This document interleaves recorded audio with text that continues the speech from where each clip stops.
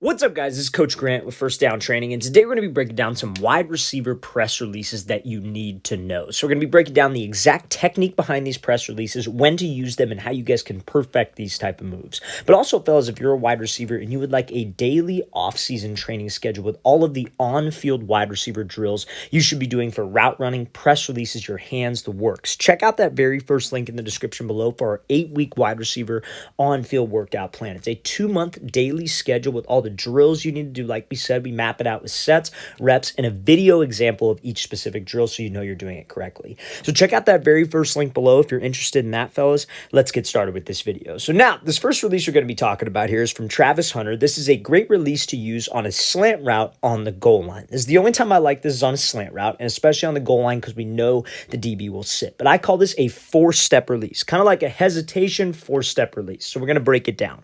So I want to make this video more so about the technique rather than the IQ side of things, because sometimes these releases, guys think they're doing it correctly, but, the steps of the release are off. So we're really going to break down the details and how you guys can actually execute this move. So obviously, coming off the line pre-snap, we have inside shade press, kind of like off, catch technique, if you will, about 5 yards away. We know DBs on the goal line are not going to backpedal, right? Because they're on the goal line. If they backpedal, that's just an easy hitch route, easy touchdown for the offense. So they are taught to just sit.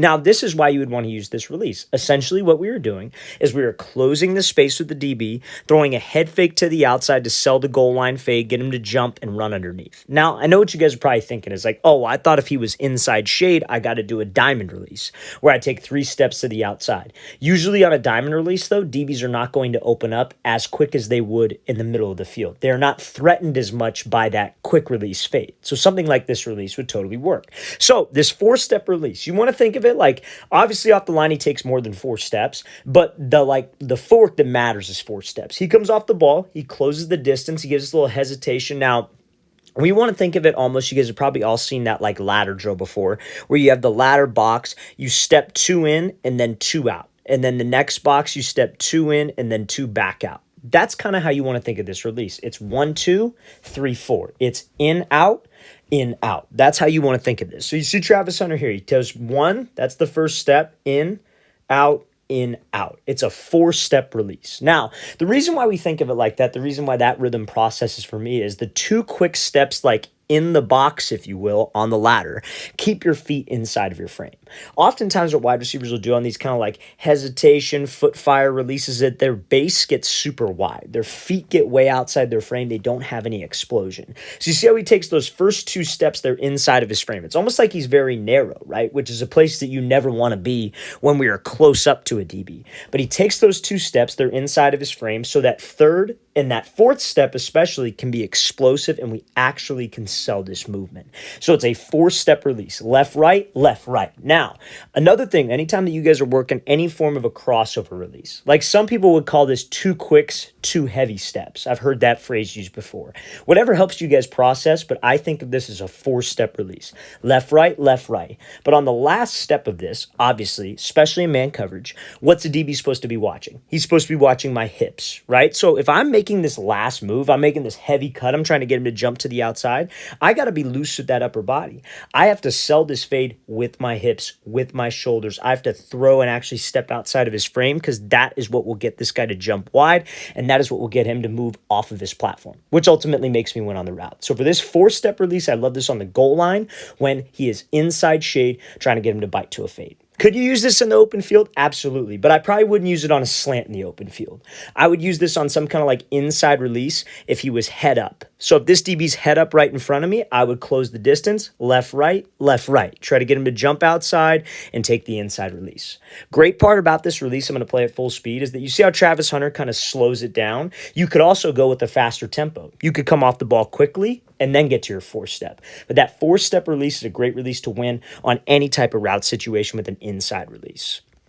Okay, so now we're going to be talking about a variation of a hezi slide release. Now, this isn't the typical hesitation slide release that you guys always see. This is a hesitation slide where you turn your hips towards the inside. Now, this is kind of a little bit unorthodox, but this is something that if you like this, if you feel like this is something you could add to your tool bag of releases, then absolutely, that's what you want to do, because it also can help you set up the fade.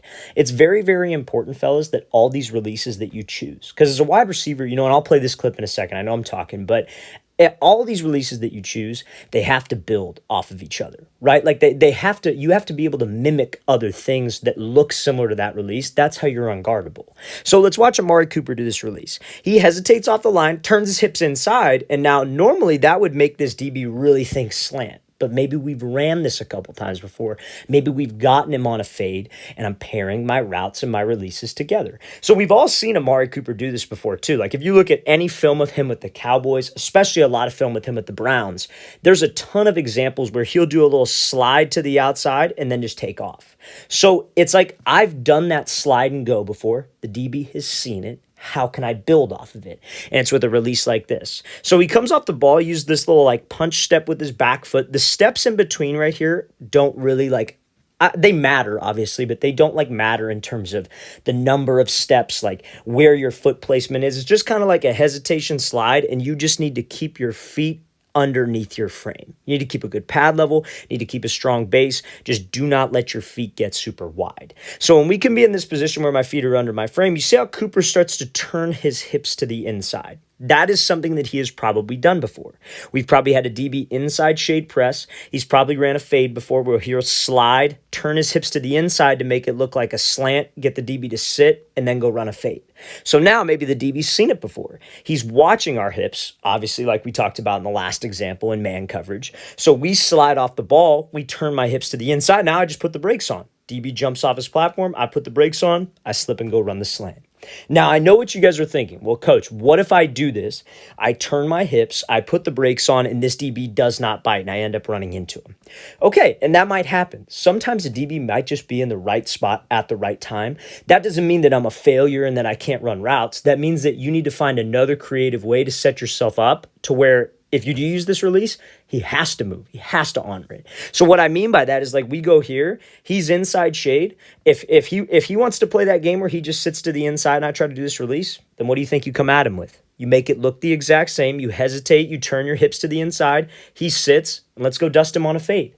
And it doesn't even have to be when you're getting the ball thrown to you. It could be when your job is on a run play to just go run a fade. You set things up, fellas. It's like you're planting bombs the entire game. You're planting bombs. You put them in a field, like landmines. You're setting him up. When you don't have, when you aren't getting the ball, you should be working different releases, different moves to set yourself up. Because as a wide receiver, we have an idea of the plays we're going to get the ball on, and you know what the game plan is going into every game.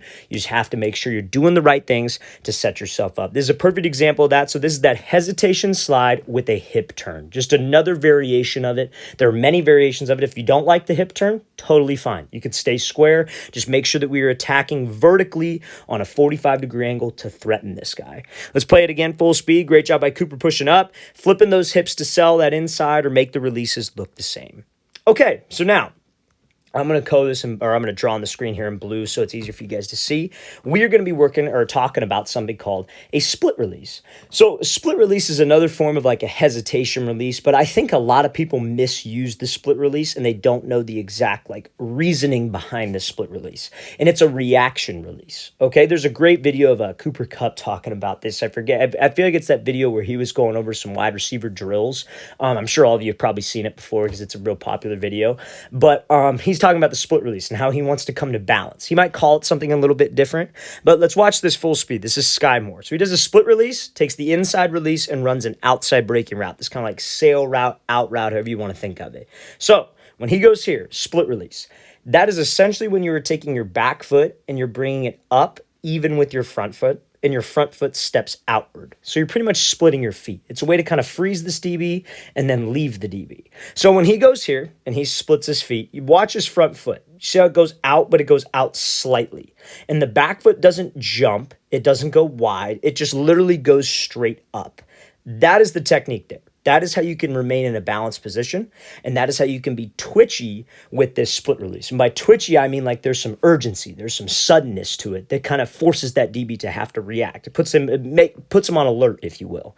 So you cannot jump. So many guys, when they do this split release, they jump up in the air and they pop their chest up, they stand up, their feet's real narrow. All that's going to let this DB do is if he gets hands, you're screwed, because you can't combat a DB, especially a physical DB, if you're up tall. So you have to pretty much bring the front foot out, back foot up, maintain your pad level, and keep a strong base. Now, the reason why we want to do that, and the reason why we want a strong base, is obviously if he gets hands, I'm in a strong position. But also when I split like this, I could go either way because I am coming to balance.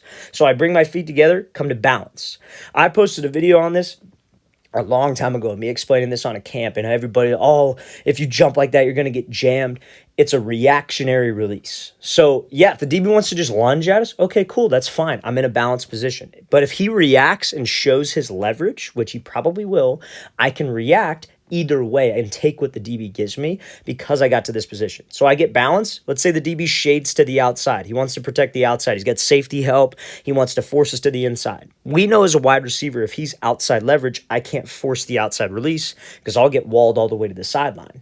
So if I do this split release and he shades outside like he does, see how he's taking away the outside, I just take the inside release. I react. But I can only react because I'm in a position of balance. And now let's look at it again. Let's say this DB jumps to the inside. Because I got to this position of balance, I could just drive off of my right foot now and take the outside release. Because I didn't jump up, because my feet weren't super close together or super wide. I just split them and I'm ready to react. It's a way to freeze him, react, and then leave him. So that split release is a great thing to have in your tool belt. I always recommend this against head-up press, because against head-up press, sometimes you don't know what leverage he's going to be, and a split release is a great way to use. Now, again, like I said, if you don't like it, that's fine. You don't have to use this release. It's just a good release to have against head-up press. All right, fellas, really want to thank you for watching. I really appreciate it. If you guys have any questions at all, don't hesitate to leave those in the comment section below. Always appreciate the feedback. It's always great to hear from you guys as usual. And again, fellas, if you would like an 8-week wide receiver on-field workout schedule, everything you need to do to become a better wide receiver on the field, check out that very first link in the description below. I'll see you guys next time.